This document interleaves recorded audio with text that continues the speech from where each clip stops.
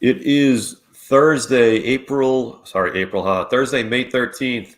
We are getting ready to kick off legit fantasy basketball, talk about the games of the early week since every game matters at this point. It's been a lot more fun watching basketball. So we're going to hit the implications of these final games, talk a little bit about the playoffs. And as always, we have Coach TJ with us to educate and illuminate on all things NBA. How you doing tonight, Coach?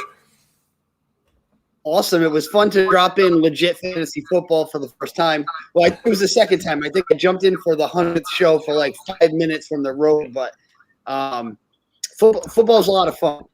Yeah, agreed. And I wasn't sure what to expect. I wasn't sure how deep the knowledge was. It was awesome to get a third person to kind of play off of because M1 and myself usually get into it. Although tonight we agreed on almost everything, so it wasn't the show I was expecting. So it was good to kind of have something to bounce it off of. But usually M1 and I go back and forth pretty hard. Whatever I like, he doesn't like. Whatever point I make, he refutes, and vice versa. So glad to have you on there.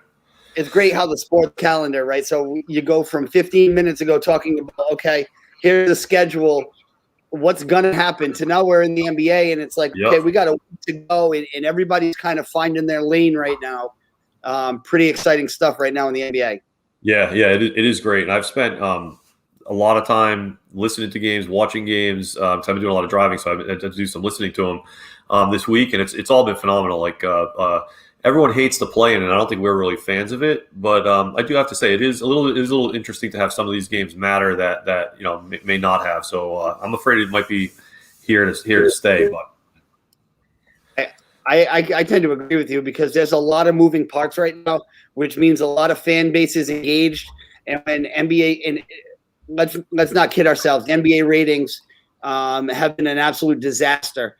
So anything that they can pump into the league to add eyeballs and make more games interesting, I think they have to do it right now because it's been a bad 2 years rating wise, and I blame a lot of that on people stepping outside the game and going into a different station.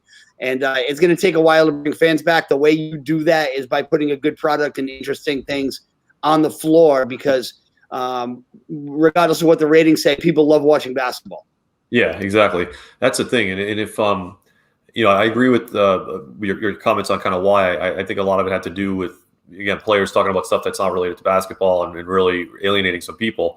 But the other thing too, and we've been talking about it, is kind of adjusting to this kind of new game, and hopefully some of that changes a little bit too. I heard a really good interview with Jamal Crawford this week, and he was kind of like, when I was coming up, people weren't like always talking about what you couldn't do, and you mentioned this with Ben Simmons, it's always about this guy can't shoot a three or this guy can't do this or that, and he was kind of like, also we weren't told keep shooting threes even if you're missing them. We weren't told only take 3-pointers, layups, or free throws. And he kind of went through it all, and it was really, really interesting, to hear. And and it's a lot of it is kind of reconciling this analytics-based basketball with kind of what people are watching. And if they could solve that problem, make it a little more fun to watch during the regular season, I think it'll come back.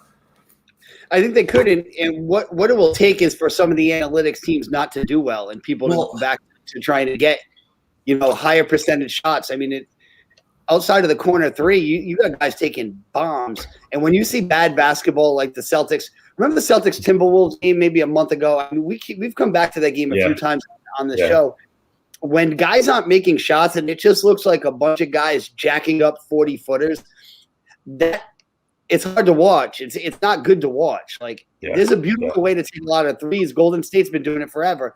Watching Steph take threes doesn't get boring, but when you see average shooters come out and taking threes because that's the shots that they're encouraged and coached to take, it's not a great product. And I think when we get into the playoffs and every possession matters, I wonder if some of that analytic shit doesn't go out the window because we need to get a basket this time down. Yeah. See, and we'll probably have to do another whole show on this because I actually started asking myself that question. Like, has one of these heavy-duty analytics, like Morey Ball type teams, won a championship? And obviously Houston did it. And you mentioned Golden State. Golden State is a different brand of all that. And I'm kind of curious to look through it. Like the Lakers last year didn't seem to play exactly like that, and like you're completely discouraged from taking mid ranges. But Kawhi takes mid ranges, Paul George takes mid ranges, and maybe it's one of these things where it works in the regular season, doesn't work in the playoffs but then I'm worried that until all the people age out, and then everyone plays this type of game. But anyway, I think we should probably do a whole show on that. That's a legitimate concern, but almost like Billy Bean's Moneyball, where it worked because his team sucked. So like it worked. I guess if I was coaching a bad roster in the NBA, it might be a gimmick that I could go to and be like, okay, well, we can't match up, so let's just try and take more threes than they do. And this guy that used to coach at Grinnell College and wherever it was, and you got to look up the Grinnell system one day, and I had a coach that wanted us to play it, but we didn't have the right players. I was on the bench as an assistant, where their goal was to take 100 threes in a college game, and their scores would be like 168, 150, and they didn't have the talent, so they would just take 1,000,000 threes and try and beat you with math. I'll send you some stuff about him, really interesting.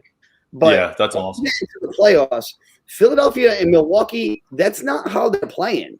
Like Philly's not out here living and dying by that stuff. And I hope that the teams that don't jack up 85 threes rise to the top, and maybe some of these other teams stop coaching in that manner. Because I think a lot of it's coaching. Agreed. Exactly. All right. So let's. So we talked on Monday night. We kind of reviewed some of the games from last week. We kind of set the stage for this week. So I had kind of a list of games to hit for Monday, Tuesday, Wednesday, and I have a lot of them. So if we want to skip some, we can skip them. The only reason why I have so many is because of the playoffs and the play-in and all that stuff. And the first one I hit, and it's funny. It's actually happened on Monday and Wednesday. The Hawks took care of the Wizards, and on Monday it was 125-124.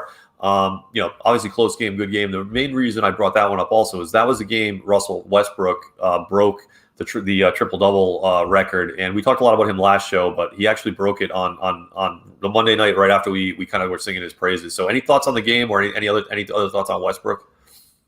Yeah, one last thought on Westbrook. The immediate reaction on social media was negative. And it surprises me. And it was like they were saying, you would hear things like, anybody could do it. I mean, he just, almost like plays too hard. If that's a way to say something, like it's almost like he's being penalized for playing too hard. I don't understand that at all. I think it's a great accomplishment. And anybody who has something negative to say about it, I find it hard to believe that you'd rather a guy doesn't play as hard. Is that your remedy to Russell Westbrook? But as far as those two games go, Atlanta's playing good right now.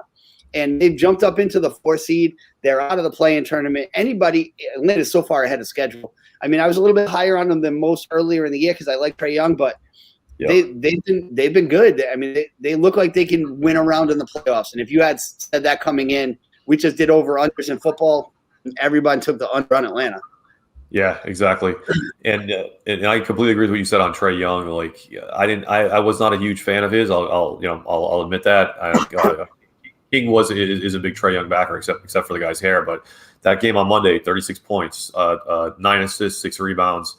He's really kind of leading that team, and they're fun to watch. So I thought that was a good one. I was, and I also was impressed that they took care of business against the Wizards both Monday and Wednesday. 2 close games, didn't affect them. They didn't flinch. And they weathered a big storm from Washington on Monday. The Wizards had 45 points in the fourth quarter, so they kind of weathered that. So it was good to see. I definitely think Atlanta can win a series. I don't think they're a threat to win the East, but they are going the right direction. Yeah, definitely. No question about it. All right, the second one we have to just talk about because neither one of us saw this coming, and it was Milwaukee 126, Milwaukee 125, San Antonio 146.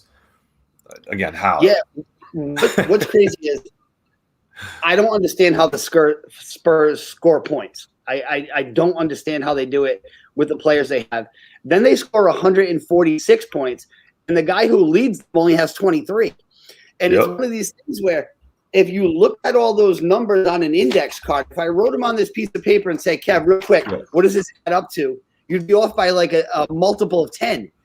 And we got an 11, we got a 9, we got a 7. And then it adds up to 146, and your brain's like, that doesn't add up to 146, and it does. I don't know if the game makes much of a statement one way or another, But it's just one of those things, especially when it's Milwaukee. Like, they didn't do that. They didn't score 146 points against, the Wizards. They did it against Milwaukee. So interesting stuff. It's just exactly. I don't think it means Milwaukee's in trouble. I don't think it means the Spurs are. This. It's just crazy. Like because we talked about them before. Like the numbers don't add up, and yet somehow they do. So speaking of things that don't add up, Brother Ray is online here, just joining us. Apparently, he was in a very very important board meeting. I hope you and the power brokers have settled whatever disputes that'll affect the little people that you needed to. Sorry guys, I'm late. I missed football too. No. I hate it when work goes into after hours, but here I am, folks. Cool. Yeah, we got a little bit of a late start. Shocker, that never happens. But on the football show, we did our first crack at over-unders, season total over-unders. So we'll probably revisit it once again before the season starts. I think you would be obviously, I'm sure you'd have a lot of opinions on that one. But as far as basketball goes, we hit a couple of games of the game review. The next one on the list, we're still on Monday night, is Jazz 116, Warriors 119. And I'm just saying, sorry, I was not a big Warriors believer. Right now, I'm all in. I love watching them. I love listening to them. I love everything about it is just absolutely fun. So, what do you guys think about that game in terms of what does it mean? Well, I mean, watching Steph play is a beautiful thing you can do for 3 hours. In this whole league, there's nothing I'd rather watch than Steph Curry run around a basketball court and just be on for hours. And he's been on all season long. The Jazz were playing shorthanded. We pretty much called that game coming in. I mean, we took Golden State in that one right there. So I felt pretty good about that with no Conley and no Mitchell. It's probably good for Utah that Clarkson went off and dropped 40. But right now, you have to give Golden State a puncher's chance against any team in that Western Conference tournament, just because if he gets going, there's nothing you can do to stop him because he can shoot it from anywhere in the building. And it's a beautiful, beautiful thing. Yeah, and Draymond Green really played a good game as well. I mean, he's starting to give them this year what they missed last year. Great on the boards, great assists. He had double-digit assists, 10 assists again that night. So, like Coach said, they're starting to they're in their groove right now. And even though they're short and they don't have the Smash Brothers, they're still a force to be reckoned with because Curry can drop 36 on any given night, and usually it's every night. Right. Yeah. Right. It's you're right, Brother Ray. It went from on any given night to you can just pencil him in for 30, and if he doesn't, you got to feel like check his temperature. Yeah, exactly. Yeah, I'm very excited about them. They're going to come up one more time when we hit Tuesday. They had a really good week so far. I had one more on here. I think we're going to skip it. It was Rockets Blazers. Just because the amount of points scored, but we'll skip that one. So jump into Tuesday. We got to always hit the Celtics. And now they're in this free fall, and I don't even know what their strategy is.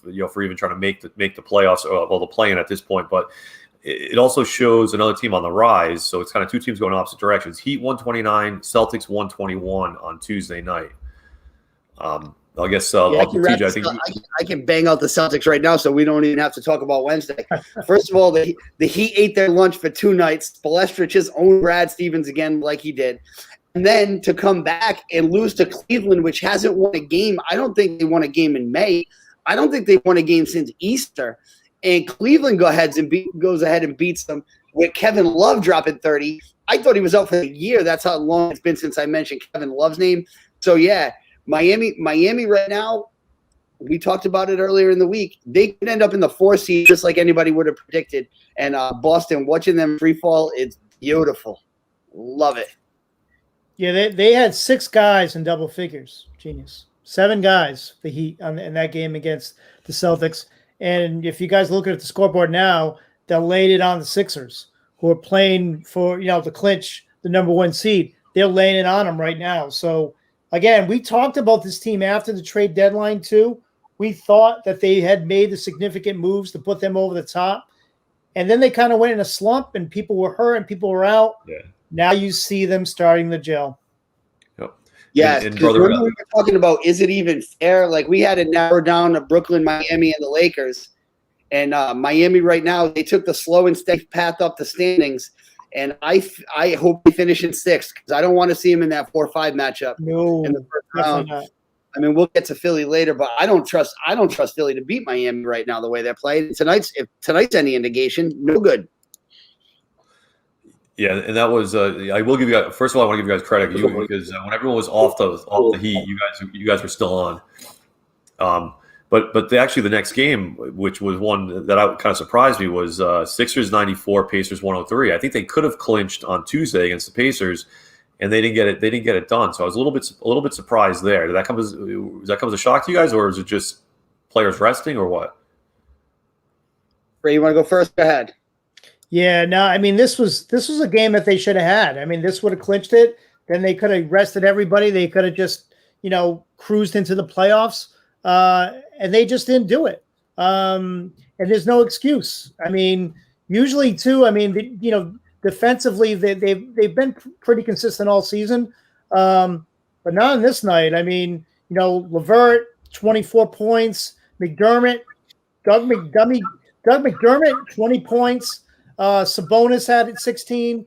And the funny thing was watching TJ basically with 10, 6, and 4, who by the way is one of the best steal, has one of the best steal percentages in the league this year. But that was the game that they should have got it done, and they didn't do it, and that scared me. As soon as I saw that scared me. And then they only scored like 30 points in the second half, which is kind of bizarre. It's another one of these games where with no Embiid, I mean, Simmons had 20, but his plus minus was disgusting. Karis LeVert has always been a bad matchup for Philly. That guy can go play for the high school team, and he's going to give Philly a hard time. I don't understand why. I mean, he's a good player and all, but it's not like he's some guy where you should mark on your calendar. But apparently, the Sixers don't match up with him for whatever reason. I think you get a little bit of a hangover right now because they were neck and neck, and then Philly pulled ahead. It's pretty clear they're going to be the 1 seed, and then now you're in a mix between what are we really playing for this week and is there really seeding on the line? But you got to look good. Like, you have to play right, and to score 30-something points in the second half is not playing right. I'm sorry. It's okay with me if they lose, especially without Embiid, but you got to look better than that, and they didn't look good against Indiana. Yeah. I have nothing to add. That's perfect. And now like Brother Ray said, they're in a game with Miami where they're getting. And then you get slapped, and then before you know it, I mean, we're going to be a game up at the end of the night. A game up, and that's not. There was no need for that. Yeah. All right. So the next one is we go back to our one of our hotter teams here. Is Suns 116, Warriors 122. So on Monday night, the Warriors beat the Jazz. On Tuesday night, they beat the Suns. I mean, we don't have to break down the game exactly, but they are really, showing teams that they're for real. I mean, I don't know what else they can do at this point to prove that you got to worry about them. And it's almost like they've been better since Wiseman got hurt, which is kind of crazy. The whole league is happy. It should be happy that it took them a while to figure out who they are because they're stuck in the little playoff bracket thing.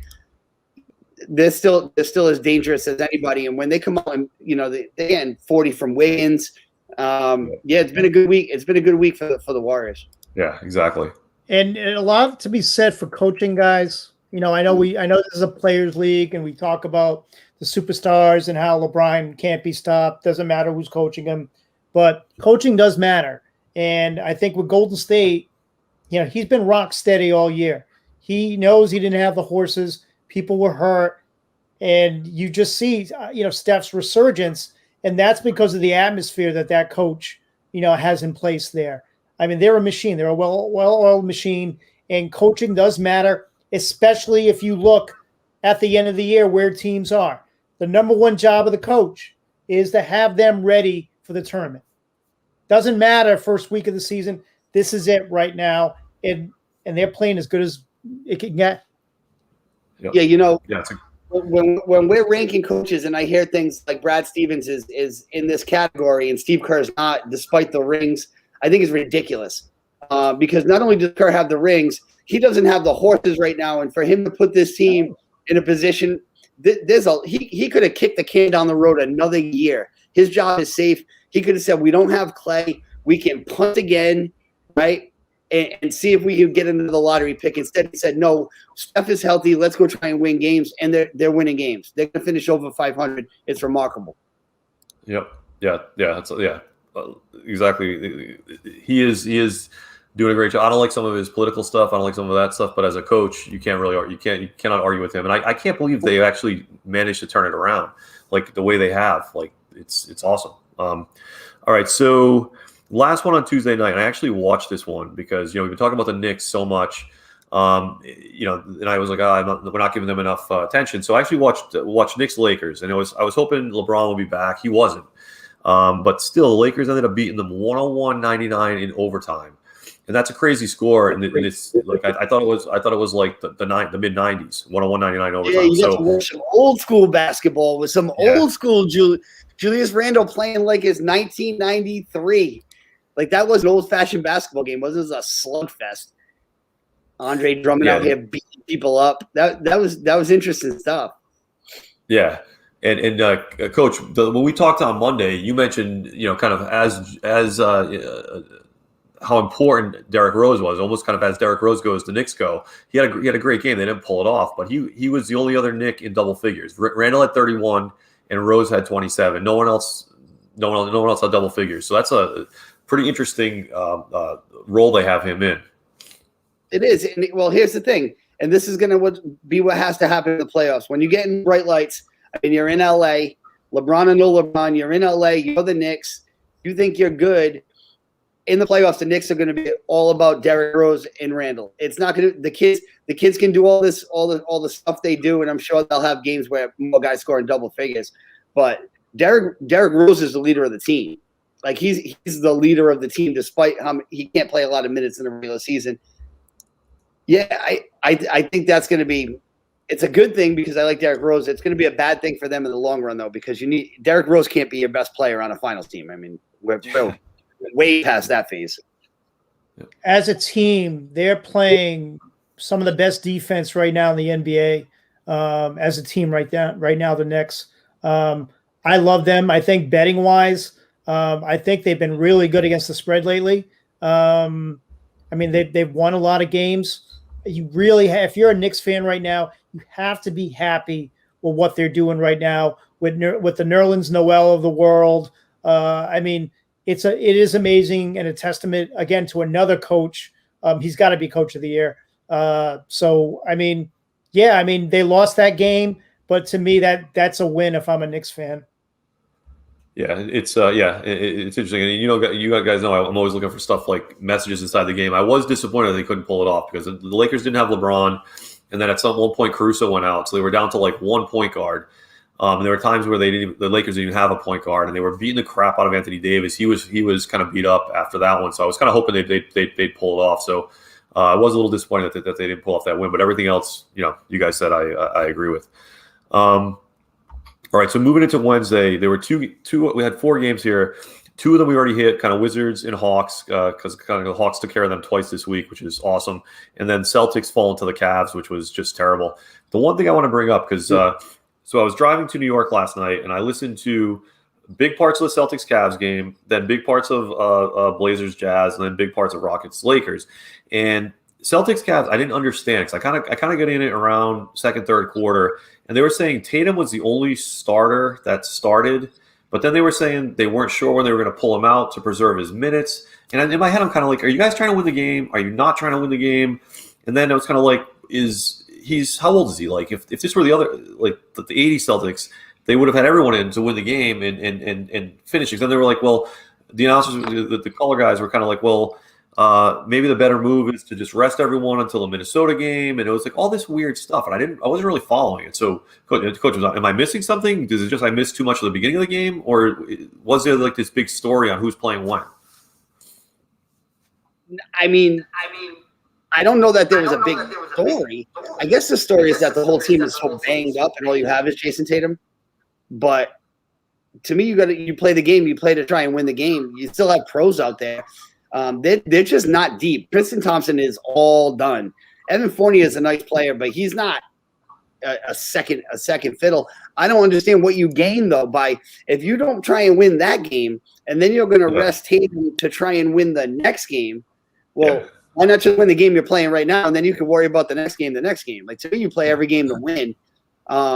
You can, especially Cleveland's playing the worst basketball of any team in the NBA coming into that game. It's a close game at halftime. You got to try and win. You got to try and win the game. But the Celtics have a real problem with Kemba Walker. He can't play 2 games in a row. He's all banged up, let alone the Brown injury. They gave max money to first Gordon Hayward and then Kemba Walker. Both of those guys have made it like the last. So there's a big problem there. And let me tell you, Tatum shot the ball well from 3 in that game. Otherwise, they would have lost by double figures. Like outside of him shooting, I think he shot 6 of 8. Outside of him shooting that well from 3, there wasn't a lot there. So interesting what's going on with them. I'll notice a lot of the dialogue, though, is starting to set around coaching decisions now. Yeah. And that's when the writing gets on the wall. And I think Brad's days, they might give him another year. I don't think they should, but his days are numbered. Yeah. You can't trot out Evan Fournier and Peyton Pritchard and think you're going to come out and beat anybody in the NBA. So, I mean, and as Coach said, the Cavs are historically bad right now. They have been historically bad. So to lay an egg like that so close to the playoffs, I mean, that's pretty much the death knell for the Celtics. Yeah, exactly. I can't. Yeah, it was a tough thing to follow. Because it's kind of like there were like all these questions. Well, are they going to put Tatum back in to try one last gasp effort to win? And I was kind of like, if you're not going to like half resting him, seems like the worst possible approach. Either you're right. It is. That's like either don't play him and toss the game, or play and win the game. But to do both at the same time, it's disjointed logic. Yeah. Well, okay. Yeah, so I was kind of so I probably missed a little bit, but I think the commentary kind of makes a little more sense now. All right. So the other game that was awesome to kind of follow was Blazers Jazz. So Blazers pulled it off 105-98, and I think they kind of expose a lot of what's wrong with the Jazz right now. Without having Donovan Mitchell and Mike Conley, the Jazz are in serious trouble. And Coach and I were talking on Monday, right? Like no one really is talking too much about Donovan Mitchell's injury and when he's coming back and what the status is and all that stuff. So it's a little disconcerting, especially now that they're dropping games. Yeah, and it's obvious that he's the machine that makes that team go. I mean, Clarkson is filled in admirably with the stat sheet, but it's not the same leadership. It's not the same defense. It's not, he doesn't bring what Mitchell brings on both sides of the floor. I mean, in Portland too, I mean, you had both of those guards, play the way that they have played when Portland has been really good in the past. I mean, Lillard and McCollum both are playing really well right now. So, and they played well in that game, but yeah, I mean, I really didn't think Donovan Mitchell was that valuable to Utah. I thought it was more of a team effort, but I obviously was wrong. Yeah, I think we kind of touched on what kind of matchups on Monday would hurt Utah the most when you're coming out there with Ingles and Bogdanovic playing defense on the perimeter. And then, you look at a couple of days, they play Portland, which is probably the absolute worst matchup for a team with those two slow-footed white dudes in the backcourt. It's just not a good matchup for them. Like, Dame's just going to light that up every single time. So if they're going to really be a finals team, and they've had the best record all year, but at this point, they don't look like the best team in the West. Without Mitchell there, they look slow, and they're going to have to rely on straight up making a million threes to win in the finals. And we're all on record saying we hope that's not the way the finals are played. So, exactly. Yeah. I mean, I think they'll get out of the first round, but Portland right now, they're so schizophrenic. But you look at them, they're 9 games over 500 on the road. They're 12 games over 500 overall. And if they were in the Eastern Conference, they'd probably be the damn 3 seed. Huh. Yeah. And the other thing that the color guys were talking about, and I'm kind of curious, Coach, on your opinion on this. They were saying that at one point, Portland switched on defense, and they were basically switching 1 through 5. So every time Utah's trying to pick a roll, they're switching, and they basically broke it down to the fact that without Mitchell and to some aspect Conley, the Jazz have no one that can play isolation. And they were talking about Joe Ingles can't do it, and they said Clarkson's probably the only guy, but everyone else is like basically a spot up shooter. Like they need something off a pass. Do you so you talked a little bit about how to expose the Jazz on defense on their defensive side, but do you kind of agree with that the way to beat them on offense is getting them into an isolation game? Yeah. So here's the thing in the NBA: when you have a guy that's creative off the bounce, you're running your pick and roll, you're running all your action to try and get a mismatch, right? So if let's use an example. The Sixers are playing against Golden State and Ben Simmons is on Curry. The whole action that Golden State's going to try and do is get somebody else that's not Ben Simmons on Curry, because then they won't be able to stay in front of him. Yeah. But if you don't have a guy on your offense that can beat anybody off the dribble, then from a defensive coach's standpoint, we don't really care who plays who. It doesn't really matter, because you're all doing the same shit and none of it's going to beat us. So without that guy that can penetrate and take advantage of matchups, then unless your only other option is if you're going to go down low and say, okay, now we have a big guy, so you can't switch off the big guy. But if you're running out a bunch of guys with no true post player and no one that can beat you off the bounce, then everybody is the same from a defensive standpoint, and you can just cover so much more ground if you can switch everything. Like you really can. So that's another problem. That's a good point by the announcing crew. And you'll see that with teams when Embiid comes out of the game and they don't have to worry about him anymore. Sometimes teams won't switch the pick and roll anymore, or they will switch the pick and roll rather, because they don't really care who gets matched up with Dwight Howard, because Dwight Howard's not scoring on anybody. So yeah, that happening in the game, especially a team like Portland that's very versatile defensively, will give Utah problems. Now, I don't think the Lakers can do that. I don't think the Lakers can play that way, because Anthony Davis is not a guy that can stick with Ingles on the perimeter despite his athleticism. It creates some different things. But yeah, that's a keen observation right there by that crew. Yeah, they were they were excellent. Like I was in my head, I'm kind of like, this crew compared to the Celtics crew is just like not even close. Like it was so much more like enlightening. The Celtics crew is freaking awesome. Foreman is terrific on television, but when you got Maxwell giving you the color, it's just bad. It's old. It's tired. He's bringing no knowledge. I'm sure he has a lot of knowledge, but when you listen to him do the color, he's not really adding anything to the game. And basketball is a very hard radio game. Like basketball's not made for the radio. Baseball is. Basketball's not. And yeah, the Celtics broadcast team sucks. Yeah, that's why it was awesome. Like listening, it was a great game and a great crew. I mean, the show isn't about announcing crews, but I'm like kind of like the Celtics need to kind of take a page out of their book, and they had. I'll stop kind of gassing up that crew, but they were awesome. Everything about it was enjoyable. And the other thing that came up a lot was, Portland, as far as we've always known they can score, but as far as defense goes, I didn't realize how much of an impact that Nurkic has.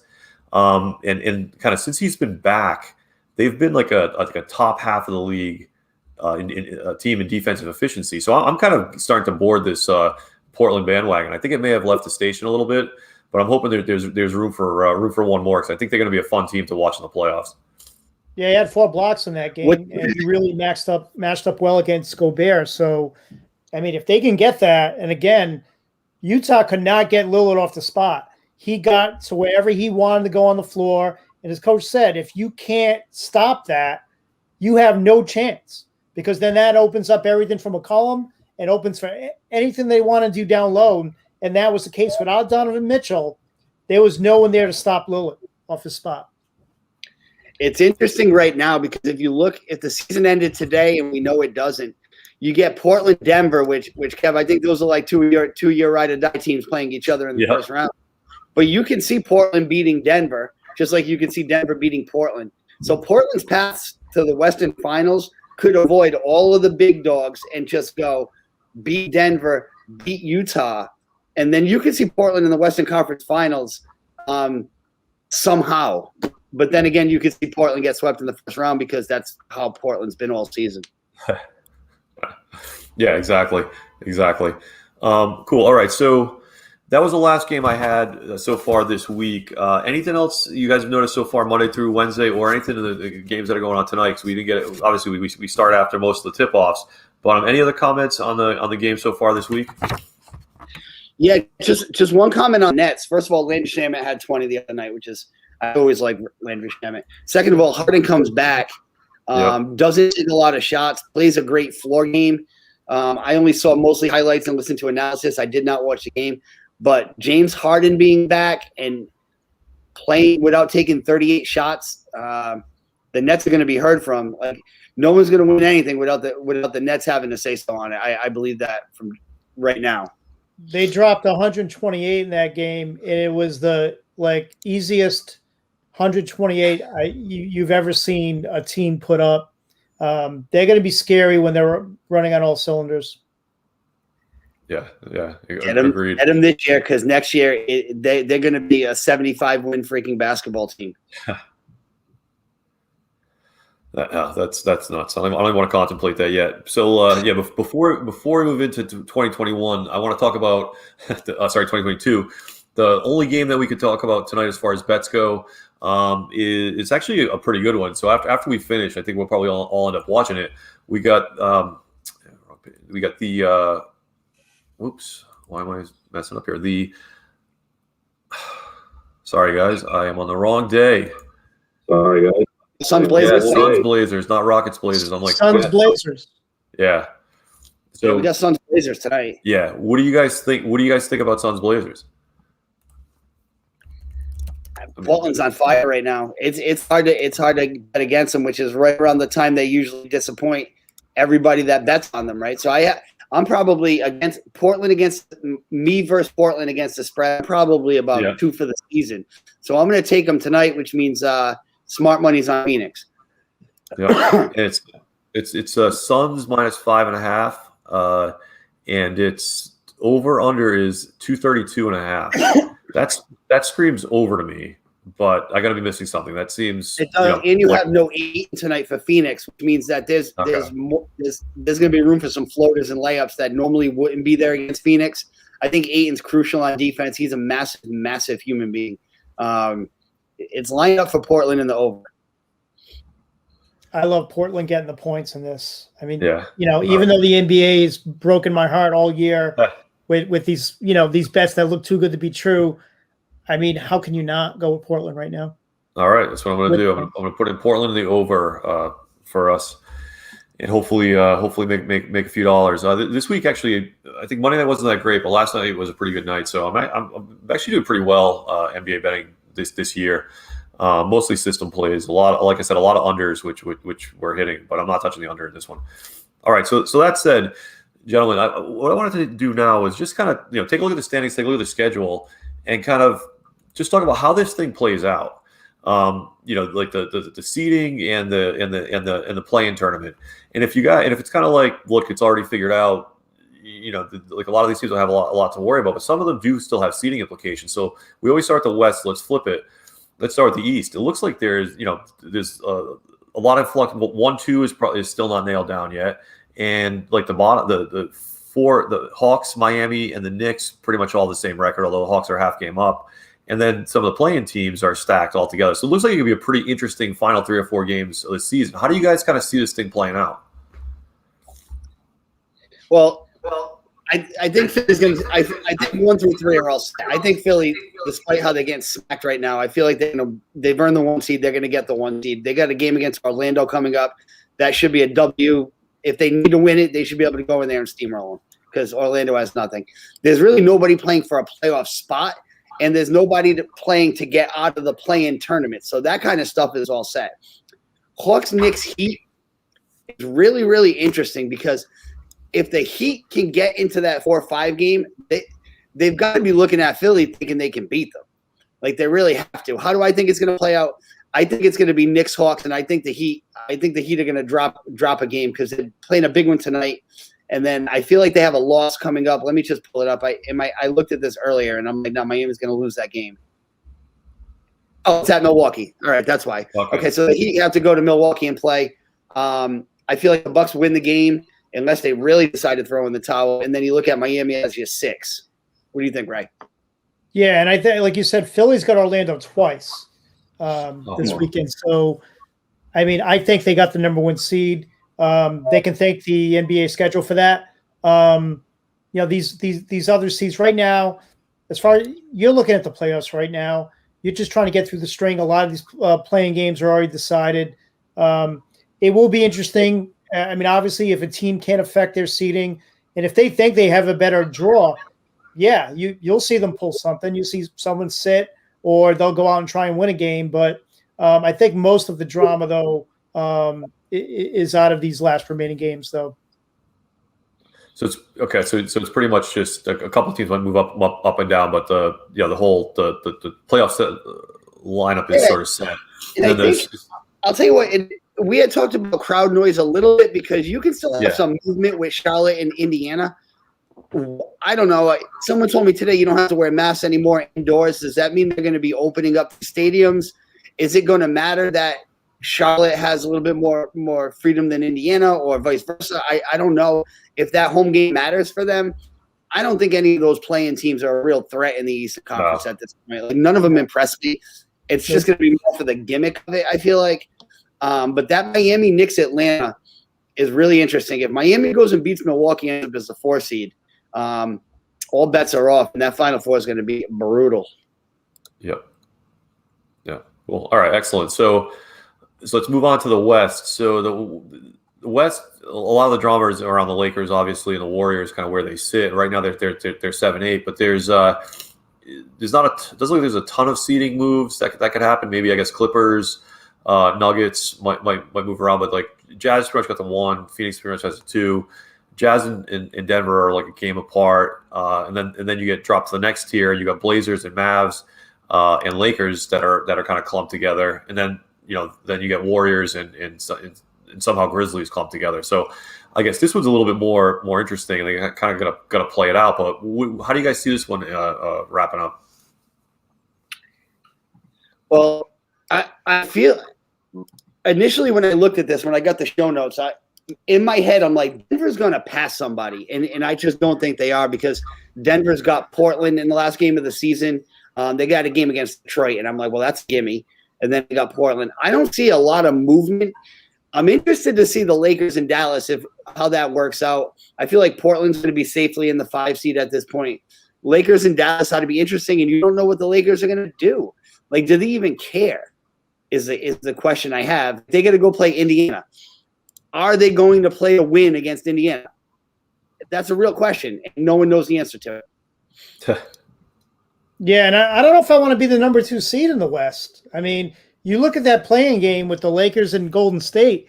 I mean, that's a 7 and 8 seed, but we all know that really isn't the 7 and 8 seed. Those are 2 teams that could do a lot of damage, if not win the whole thing in the West.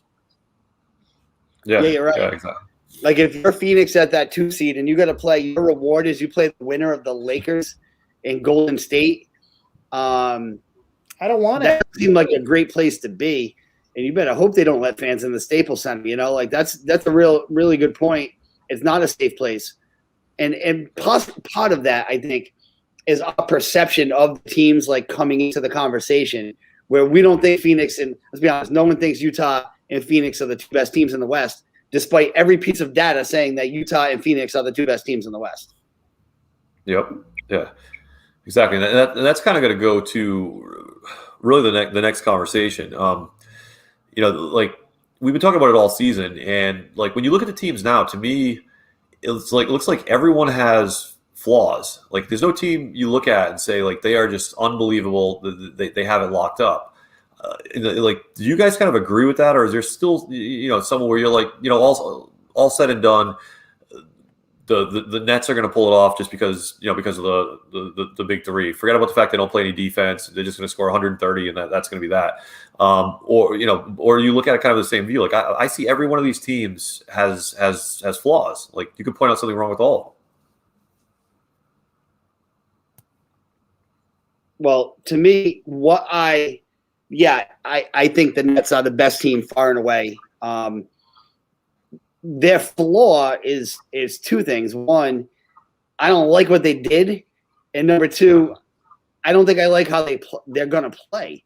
But that's like a personal preference thing. That's not an actual basket. That's not a real flaw. Like they're big. I guess they don't defend as well as maybe somebody will want. But those two guys together, and Blake Griffin has new life suddenly. So he's bouncy again, and he's making threes now. So thanks a lot, Blake. We forgot 3.5 effing years, and now you come out looking like it's 2012. I still think they're the team to beat, and I hate it because I still think it's going to be, Lakers Nets. And we've dreaded that since the day James Harden signed. And it's kind of hard to pull yourself away from it when you look at it on paper in the playoffs. And I hope it's not that. I really want it to be the Sixers. It would be justice for the Bucks and the Suns to be there, or even the Clippers at this point.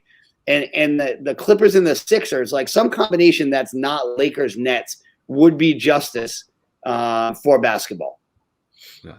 Yeah, Genius, we haven't seen the Lakers or the Nets at full power this entire season. So you look at where Brooklyn is right now as the 2 seed. Imagine what happens in the playoffs if they're firing on all cylinders. Same thing with the Lakers. Davis is back now. You get LeBron, you get Schroeder back. They're going to be a team to be reckoned with, and they could very easily sweep right through that West. So, yeah, all season, those two teams have not even been close to the best teams. Well, I mean, Brooklyn has, but the Lakers definitely not. It's a whole different season next week. Yeah, so you guys are not giving me hope. I was really because the Lakers, I guess the only thing that could stop them is LeBron's injury being more serious. Because he still hasn't played in a while, so that's really the only thing I guess that could slow him down. And raise your hand if you really think LeBron's hurt, though. Because I don't. I don't know. Like this time, I'm kind of curious. I'm more convinced than I normally would be. Really? See, I feel like LeBron is going to show up and turn it on, and then he'll pull some shit like they'll win that first playoff game, then they go to the next series, they get up 2-0 against Phoenix, and he takes Game 3 off.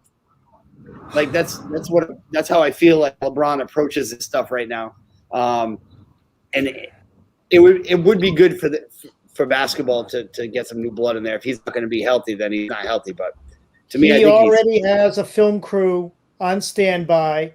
He's probably got a screenplay already. He's going to be marketing the movie in about 3 years with his production company. We've seen this before. Yeah, but how hurt he was, how he could barely walk, but somehow he did a Willis Reed and got stage for his amount of limping out of the locker room. Yeah, he summoned his inner Karl Marx to spread the gospel and win the finals. Whatever. All right. Okay, so I guess I did want to ask you guys any interesting teams that we haven't talked about. Like we kind of hit the big two. We talked about Portland a little bit. We talked about the Warriors. How far do you guys really think Miami could go? Do you think Miami could get through 76ers in the second round? Do you think they're good enough to do that, to make the Eastern Conference Finals? Oh, yeah. Oh, definitely. There's no question in my mind that Miami probably body for body is better than Philly, except that Embiid should dominate the series. I mean, Philly's been better all year. I think they will win that series, but all day Miami definitely could. If you were coming into the season and you said Miami was your preseason number 1 seed, we can go check the tape on our first show. I'm sure somebody said Miami's that good. Mm-hmm. And the faces haven't really changed. That's going to be a dangerous 4 seed with the experience, with Jimmy Butler, who is not scared of anybody. Jimmy Butler against Giannis would be like 2 angry sons of guns that it's good. Those guys going at it will be there to compete and not go hang out after the game. That's Miami. They're an angry team. They play mad and they're kicking Philly's ass right now, and they're telling them about it while they do it. Yeah. Yeah, and nobody should sleep on them, guys. I mean, they did the same thing in the playoffs last year. Everybody slept on them, and they just kept running through teams like it was nobody's business. And it's that attitude, playoff Jimmy. As much as I cursed him in the year, having him on my fantasy team because he takes a day off every other game. When it comes to playoff time, he will be out there no matter what. And I just want to talk about one other team that we're probably never going to talk about for the rest of the season. Early on, when we were doing our preseason stuff, I was high on the Sacramento Kings. I really was. And I thought this was a team, a young team they're blazing fast. Right now, they went on a 10-game losing streak in the middle of the bleeping season, right? And they look so bad. Right now, they've won like 7 out of their last 8. They're 2 games out of the playoff spots. If not melting down in the middle of January and February, this would have been a playoff team for the Kings, and I think they need that. So going into the lottery, the Kings are going to have a lottery pick, and I'm telling you, that's a sneaky good team next year. Again, they won like 6 of their last 7 games, including the Mavericks, the Lakers, and at the Pacers. So the Kings, and this is why for some of these teams have to understand the regular season doesn't matter if you're the Lakers or the Clippers, but if you're a middling team, regular season does matter. Like the Kings and the Bucks were the Kings and the Wizards were the same bleeping team 2 months into the season. One team lost 10 in a row. The other team has Russell Westbrook, who went out and played hard. And now one of them in the tournament and the other one's not. And I think that's a lesson that NBA players, if they give a shit, should watch and see. Like that's why it matters when you're in the bottom of the conference. So, do you think it's enough to save Luke Walton's job? No, definitely not. That was awesome.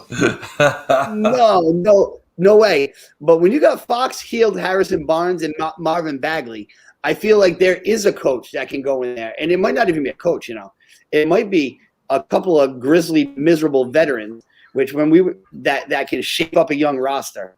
And we were talking about how specialists have taken over the game, Kev, on Monday. Yeah. You know what else? You know what other job doesn't exist anymore? Old enforcer on the bench. Like they don't have that job anymore. And that job for a team like Sacramento, Dwight Howard kind of almost has it if he was a tougher kid.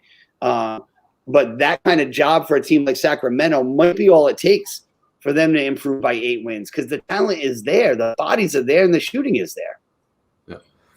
And Bagley's been hurt most of the year, so it really hurt them not having him down low.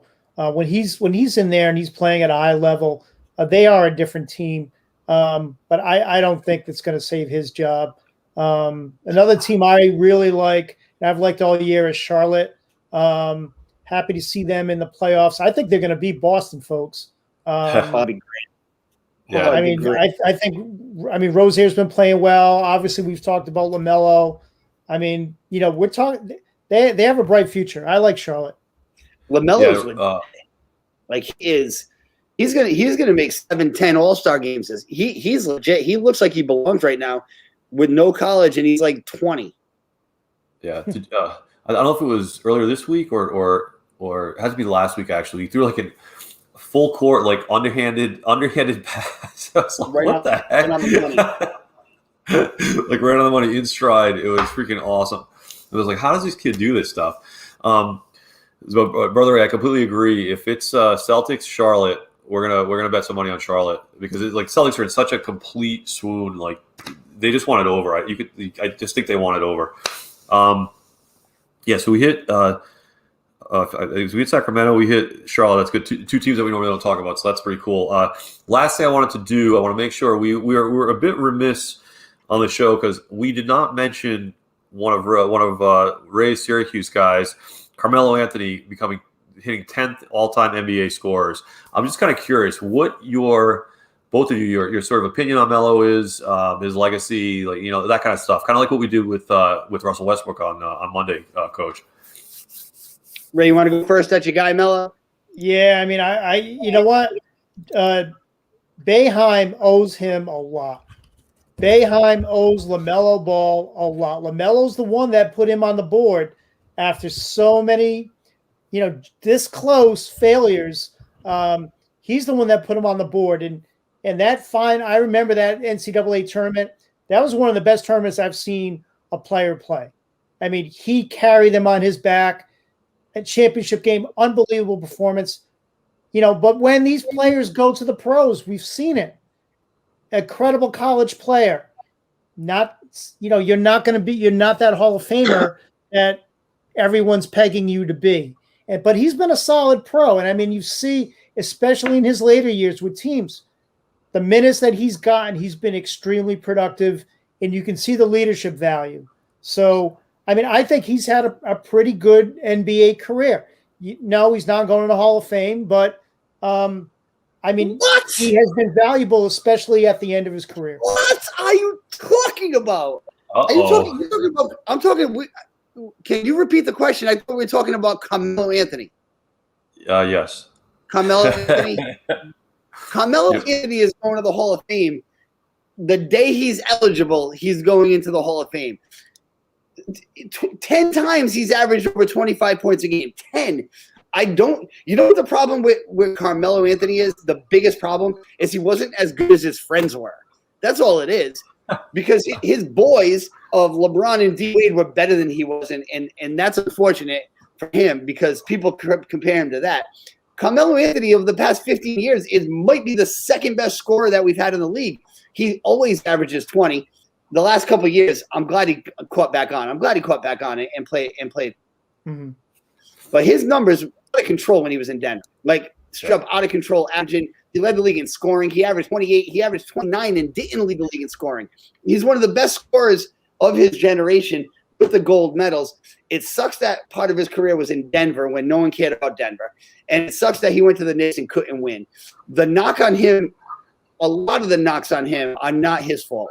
He got knocked on for being all he does is score, which is a big bunch of bull crap because he always averaged rebounds. Then he got knocked down because his teams didn't win. Well, look at that Knicks roster. And outside of LeBron and maybe Jordan, there's really no one else that was winning with that Knicks roster. To me, Melo's a first ballot Hall of Famer. It blows my mind that he's not a Hall of Famer. Like, I'm like, my heart's going like this. I got to take a The problem is perception. And you talked about the issues. And I'm not saying I agree with it, but he played in Denver, which is a graveyard. And yeah, his stats were off the charts. And he was the leading scorer in the game at one point. Mm-hmm. It's not enough. Its perception counts for so much now, and it's not fair. But I would love to see him in the Hall. I don't think it's going to happen. I think he's got to be. I think he's got to be in the Hall of Fame. I think he's one of the best players of the generation. His playoff average, he averaged 24 points a game in the playoffs. The problem is his record was 3-12 in series, which is not pretty. But made a whole bunch of all-star games. His similarity scores. You want to hear his similarity scores? Well, they're not as good as they should be. Oops. But you got Alex English on there. He's in the Hall of Fame. Then you got Rashad Lewis, which I don't like that. F Basketball Reference and their defensive metrics. I don't want to hear about it. I love Alex English. Alex English was great. Yeah. The rest of these comps are not really making a case for me when they push out Rashad Lewis, Antoine Jamison, and PJ Brown. Him and Melo have as much in common as me and like Manute Bol. Like, that's ridiculous. No, Melo's got to be in the Hall of Fame. And again, I think his biggest problem is he got a lot of success when he was really, really young, and people are a little bit jealous of that always. And two, he wasn't as good as his boys were. Simple as that. Yeah, and what about the knock that he just wasn't efficient? That was a big thing in New York. So I was like living in New York at the time, following it, and it was always like you throw the ball into him, it's like a black hole, and he's just his shooting percentage was like I'm looking at that 43% one year, 46, 45, 45, 44, 43, and there was just kind of that knock about the efficiency that like with the number of shots he took, he should have been doing more. So he joined the club when his game is no longer sexy anymore. Yeah. Right. So his wing player post up elbow jump shot turnaround game was widely acceptable all the way up until pretty much his prime. And then it was like, okay, that's not cool anymore. Don't do that. Now you're a black hole. But pretty much Charles Barkley made his entire living doing exactly what Melo did, which is catch the ball, back you down, and take a turnaround. There's been a whole bunch of guys in the Hall of Fame and outside that made a career playing like Melo. Bernard King comes to mind. That he's a black hole, but he's getting buckets. So Melo was getting 28 points a game, and people were like, well, that's not how we play anymore. He was never explosive around the rim. I think that hurt him too. there's really not a lot of Melo highlight films out there because there's a bunch of step back jump shots. Like he wasn't really dunking on guys. He wasn't really crossing guys up. He wasn't really, shooting like Ray Allen. But all he was doing was coming out and getting 25 a night for 15 years. But you're right. He doesn't do it in the way that's acceptable now, and that hurts him also. He got massacred in New York, Genius. Yeah. I mean, he got massacred PR-wise. I think that's what ruined him. He went from a market like Denver where you get no attention whatsoever, and now then he goes to the Knicks, and it's like the absolute worst, the complete opposite end of the spectrum, and they massacred him. And I don't think it was right, but that was he was looked upon as a selfish player who's going to get his shots no matter what. And I don't agree with it, especially if you look at what he did at Syracuse. The way he carried that team on his back, the leadership ability, but that is not the picture that was painted in New York, and I think that's what's going to hurt him. I remember reading feature-length articles in magazines about how he wasn't focused enough on basketball, and they would talk about his meetings with his production companies in New York and how he wants to build the Melo brand and the Melo this and the Melo that. Everyone does that now. LeBron James bought part of the Red Sox, and it's par for the course. Nobody cares. But with him, literally feature-length articles on all the stuff like that, and then they'd get kind of his side of it, because I don't think he knew it was a hit piece, and he was just broken down mentally. He just was unhappy because of all just being treated that way. It was really kind of sad, and it kind of turned me off of him. I like him now. I come full circle on everybody, because now he's older. He's coming off the bench. He's still playing that game. He scored 18 points last night, so it's kind of cool to see. But you're right, Coach. That style doesn't exist anymore. It's not in fashion. When he goes, I don't know who else is going to be doing that with any kind of volume. No, it's not acceptable. And the Knicks fans, shame on them. Really, he had nothing around him. I don't know what kind of he's not the best interview in the world.